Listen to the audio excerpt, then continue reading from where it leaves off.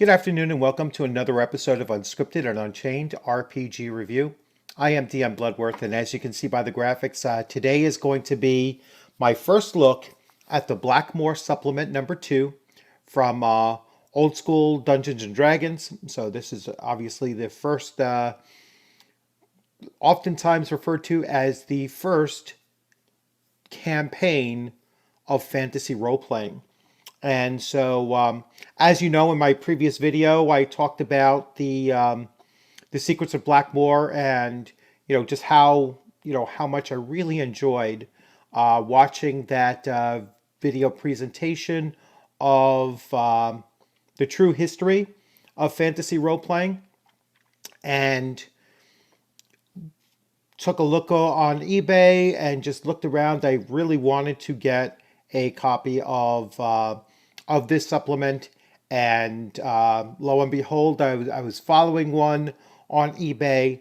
No one bid on it, and I actually missed the bid, but it was really a reasonable price. And when I saw that no one bid on it, including myself, I reached out to the seller and said, "Listen, I'm willing to make an offer, and I will buy it right now."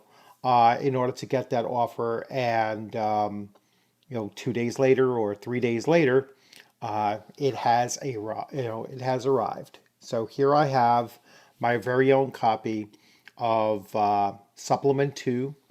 So officially it's called Dungeons and Dragons Additional Rules for Fantastic Medieval War Games, Campaigns Playable with Paper and Pencil and Miniature Figures. Supplement 2, Blackmoor, by Dave Arneson, published by TSR Rules.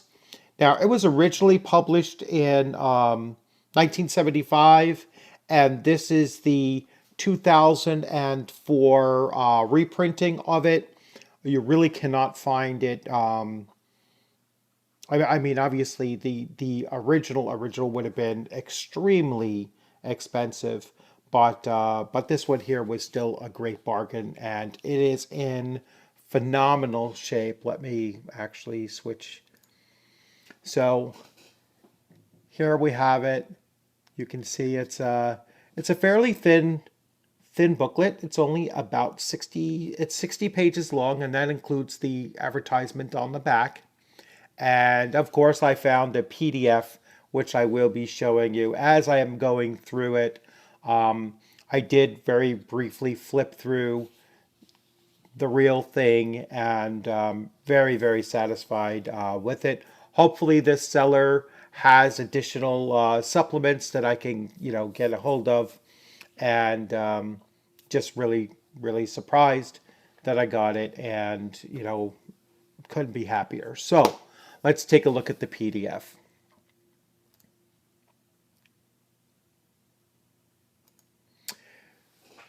So here we go. So this is the PDF of exactly the same. However, when they put this PDF together, they included some additional materials tacked onto it or inserted into it. I don't know exactly what they did here, but they certainly added more to it.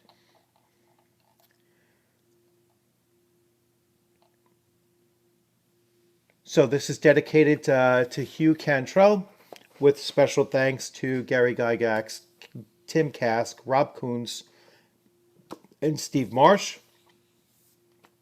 Illustrations by Dave Sutherland, Mike Bell, Tracy Lesh, and edited by Tim Kask. And so this is the 2004 edition of it. And this booklet contains Men and Magic, Monsters and Treasure, and the Underworld and Wilderness Adventures. Here is the foreword by Gary Gygax. And so, caution, this is the second supplement to the highly addictive game Dungeons and Dragons. Handle it at your own risk. Even a brief perusal, it's hard to read it on the screen, can infect the reader with the desire to do heroic deeds, cast mighty magical spells, and seek to wrest treasure from hideous monsters. The most insidious factor, however, is the secondary nature of this work. Any reader who becomes infected from this work will immediately develop a craving for other parts, i.e. Dungeons & Dragons Greyhawk Supplement Number 1, Chainmail, Medieval Miniatures Rules, Polyhedra Dice, and various and sundry other items, and so on and so forth. So you can see a lot of excitement in these early books. So let's see, let me make this a little bit larger so you can read along as well. So the monk. There are 2 additional subclasses of characters. The monk, Order of the Monastic Martial Arts, a subclass of clerics, which also combines general attributes of thief and fighting man, and then assassins, a subclass of thieves. So this is the earliest introduction of monks and assassins into Dungeons and Dragons. They go into clerics, and then if a cleric has no less than a 12 and a dexterity score of not less than 15 in their strength, they may elect to become a monk. Only humans may become monks. Now, I recall from Secrets of Blackmoor that Dave Arneson's daughter played a hobbit monk. So perhaps that was rule 0 in its very earliest stages. But going back to the rules here, so only a human can play a monk.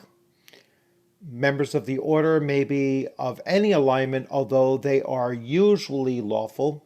Remember, this is back when there was only lawful, chaotic, and neutral. Monks must treat treasure as do paladins, although they may use absolutely no armor. They may use weapons of any sort whatsoever, and when using weapons, they add a damage bonus of 1/2 point for each level they have attained, up to a maximum of 8 additional damage points. An 8th level monk adds 4 damage points when he hits with a weapon. A 10th level adds 5, and so on.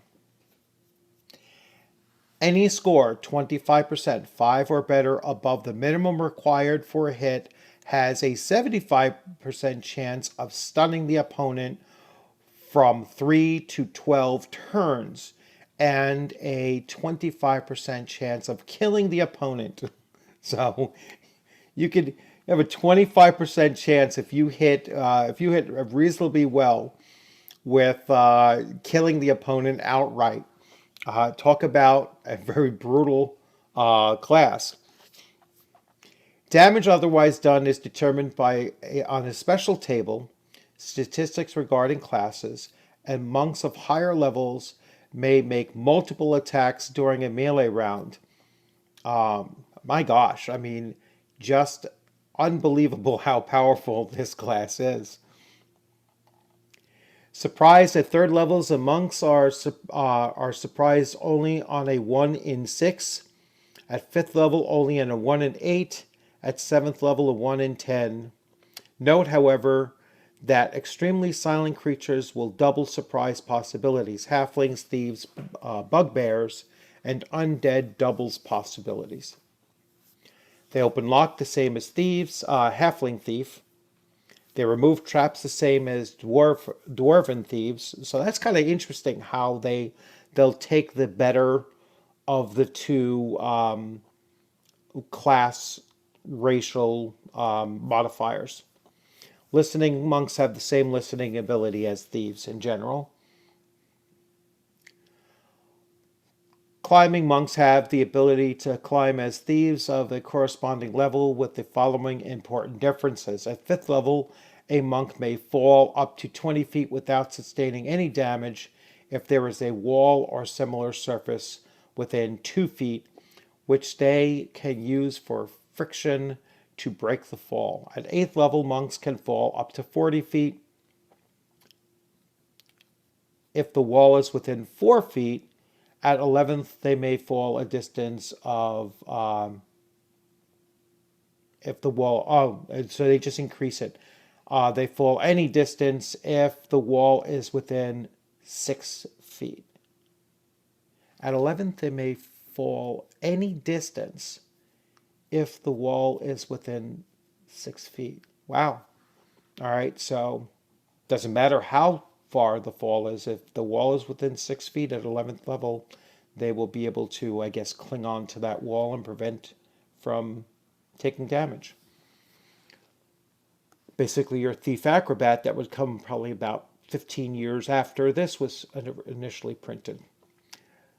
Silently hide in shadows. Monks have the same ability as halfling thieves, so once again, getting the better of. Monks move at the ability as thieves. Other abilities at 4th level, they may speak with animals, and at 8th level, they may speak with plants. So giving them some druidic abilities thrown in there. The Lamasu. At 5th level, they may perfectly simulate death to the stopping of the heart and lowering of body temperature to be controlled for a duration of time. 6-sided die, OA 6-sided die at times level for the number of full turns. At 6th level, they can control their minds to such an extent that ESP only has a 10% chance of success. At 7th level, they are able to heal once per day 2 to 7 points of damage sustained upon their body.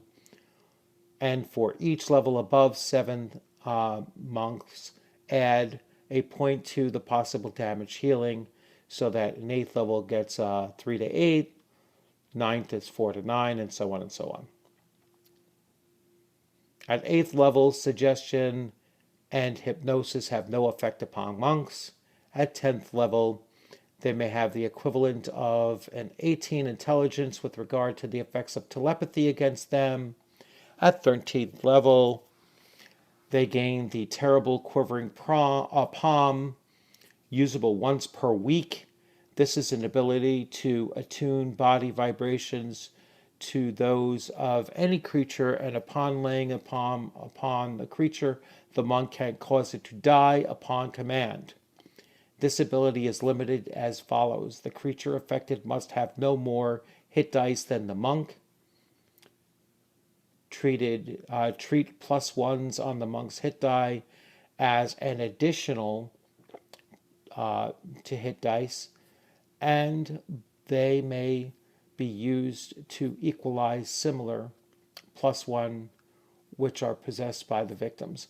The command may be withheld up to 1 day for each level the monk using the quivering palm has attained, and beyond the specified time, the command will no longer have an effect. So they can touch you and tell you, in 13 days you will die unless you do this. Really quite impressive. Saving throws, they're treated as clerics with regard to saving throws with the following important exceptions. Missile hits may be dodged if the monk makes his saving throw against death ray or poison, and magic missiles of any sort may be dodged if the saving throw versus staves and spells is made. So they can avoid magic missile. All other attacks which involves saving throws has no effect upon the monk if he makes the saving throw, and at 8th level, even failure to make a saving throw results in the monk sustaining 1/2 the possible damage. Magic monks have no magic abilities per se. Besides magical weaponry, monks may only use rings and those miscellaneous magic items usable by thieves. Potions and scrolls may not be used. All right, that's interesting. Armor. Although monks wear no armor, they physically Training enables them to ward off otherwise avoidable many attacks, thus effectively gaining protection similar to armor. This ability grows as the monk progression, as indicated in the table shown hereafter, and statistics regarding classes. Followers, they gain followers. I'm not going to go too much into that.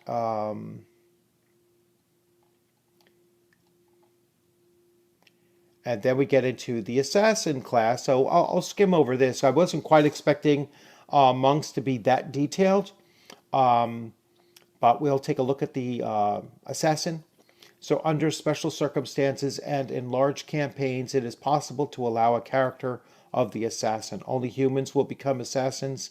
Assassins are always neutral, so that's a change from when assassins appear later on in advanced Dungeons and Dragons. The prime requisite of assassin is dexterity, minimum is 12 or better, and strength minimum 12 or better, and intelligence minimum 12 or better. All assassins are part of a guild. Besides performing their evident role, they may also serve as thieves, although their ability is 2 levels less than that of an actual thief of the same level. They are limited to wearing of leather armor, but they may use shields as well as any weaponry they choose, including magical weapons of any sort. Assassins may have no followers until they attain the rank of guildmaster. They may have no more hirings than their charisma score indicates for the number of followers another character type may have. A guildmaster may have up to 50 followers, members of the guild, but such followers must be hired at first level and work up. Magic assassins function as regards to thieves in all regards with respect to magic except for weaponry. They have a disguise ability, they have languages. Assassins with intelligence of 16 or more are able to speak one additional alignment language, law or chaos, and if the assassin has an 18 or better intelligence, both other alignment languages may be spoken. If neutral, can learn lawful and chaotic. Okay. Poisons, they can use poisons freely.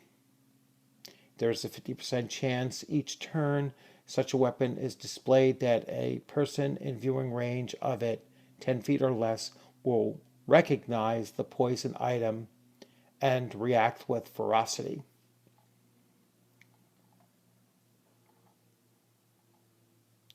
Cost per mission, as shown in Volume 3, Dungeons & Dragons, is based upon the hiring of a 6th level assassin. So this talks about the cost of hiring an assassin, or what an assassin character can expect to get paid for doing their various jobs. Experience are gained as normal. Assassins also gain experience for successful assassinations.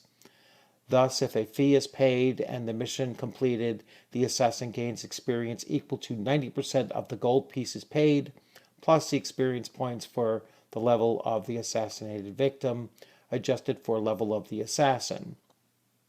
And they probably have a chart dealing with that as well. So we have the monks and we have the assassins and what it takes for them to go up in level.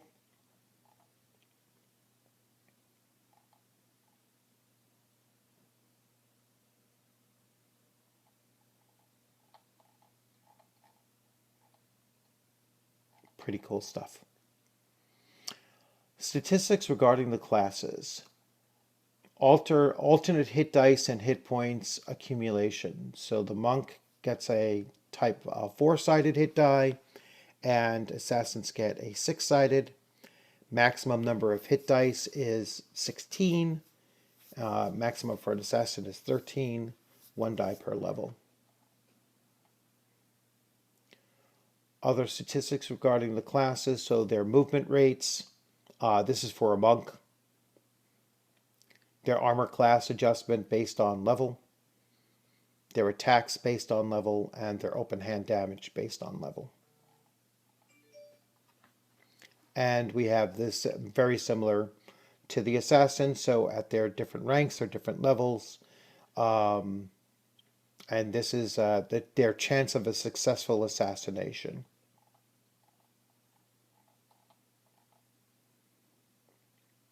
This book details hit hit location during melee, and it has each of the types of creatures. So you have your humanoid creatures, your avian creatures, your reptilian, your insectoids, fish, snakes.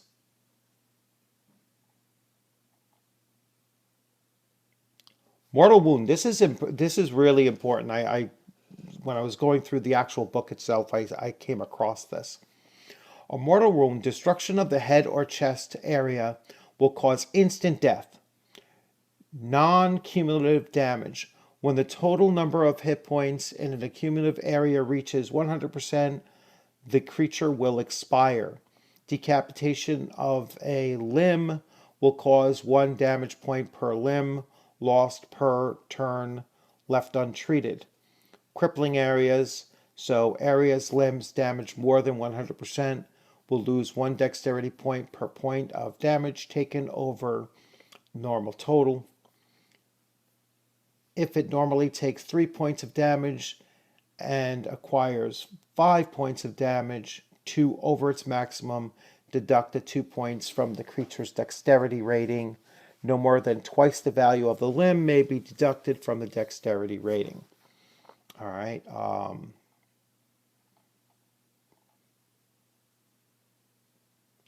So various impacts of damage location, how much each part of the body can take.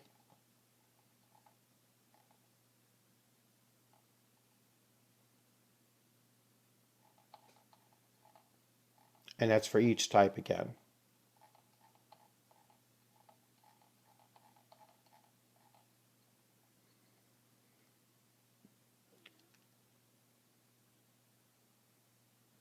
Attacker height and weapon height adjustment matrix. If you are in A, it is automatic hit in possible death dealing area.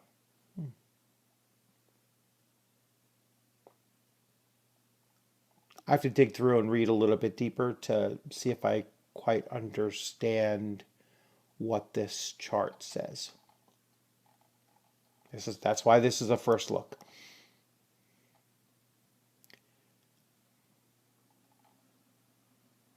Gives us various monsters, from mermen to giant beetles, fire lizards. Keep on going all the way up through a masher, or more cuff, special and special. Monsters and treasure. It gives treasure types and percentage chances or percent that they are found in their lair.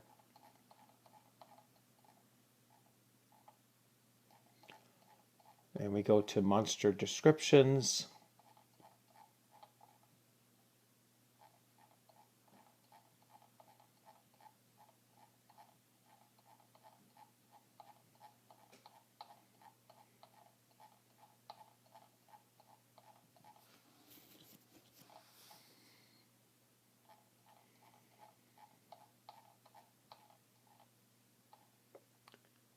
The Underworld and Wilderness Adventures.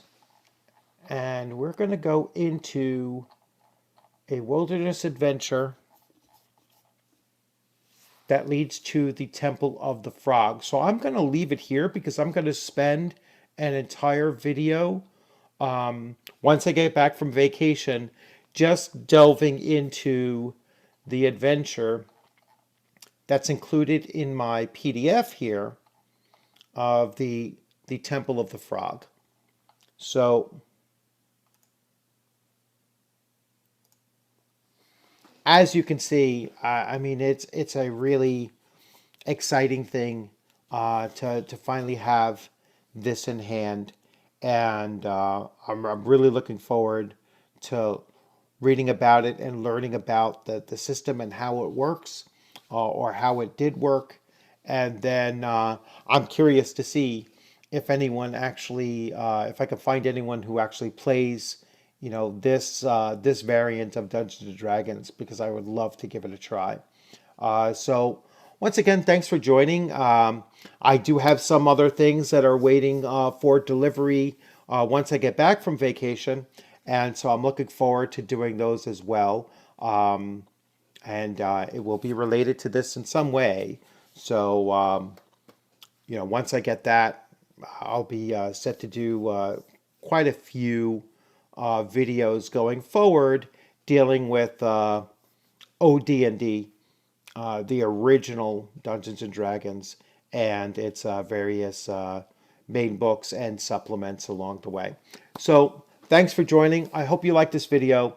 If you have any questions or comments, please leave them in the questions and comments section. If you like this video, please give it a thumbs up. Really, really close to 1,500 subscribers, so probably about 15 or 16 away. So if you haven't subscribed, please consider subscribing. And again, leave your comments. If there's anything you want me to take a look at, please feel free to leave that in there. If you're a game developer or an artist, or you have any projects you are currently working on and you'd like for me to take a look at that, I certainly will gladly take a look at them and possibly do a review down in the near future. And again, thanks for joining. Stay safe out there. I look forward to seeing you on a gaming screen sometime soon. You all have a great rest of your afternoon. Take care.